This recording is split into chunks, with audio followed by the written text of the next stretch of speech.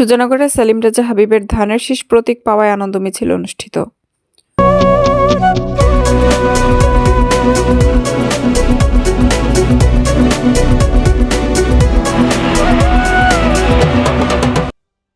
আসসালামু আলাইকুম।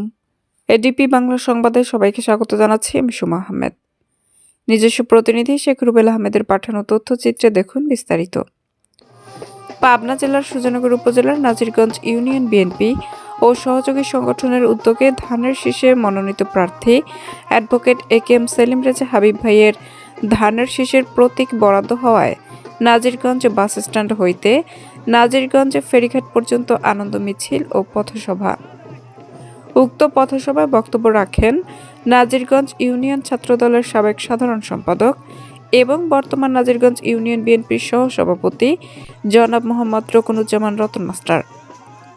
উপস্থিত ছিলেন নাজিরগঞ্জ ইউনিয়ন বিএনপির সাবেক সভাপতি ডাক্তার আব্দুস সালাম মণ্ডল, সহ-সভাপতি আব্দুল ওহাব শিকদার, সহ-সভাপতি আবুল হোসেন খান, সহ-সম্পাদক আতিকুর রহমান ফরিদ, যুবদলের সেক্রেটারি আক্কাজ আলী মণ্ডল, যুবদলের অন্যতম নেতা মোহাম্মদ সিরাজ খান, মোহাম্মদ ইউসুফ আলী খান সহ বিএনপির ও অঙ্গ সহযোগী সংগঠনের নেতৃবৃন্দ।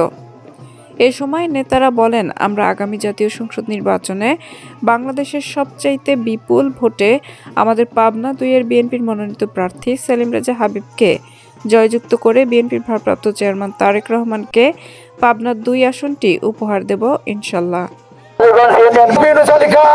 আমাদের মাঝে উপস্থিত রয়েছেন যুবদলের সংগ্রামী সাবেক সাধারণ সম্পাদক আক্কাজ আলী মণ্ডল। আমাদের মাঝে উপস্থিত রয়েছেন বাংলাদেশ জাতীয়তাবাদী যুবদল নাজিরগঞ্জ শাখার বিপ্লবী হাতি বন্ধুগণ। আপনারা জানেন আজকে আমাদের মাঝে প্রতীকবদ্ধ হয়েছে। কি প্রতীকবদ্ধ হয়েছে সবাই জানেন? ধানের শীষ। ভোট দেবো কিসে? ভোট দেবো কিসে?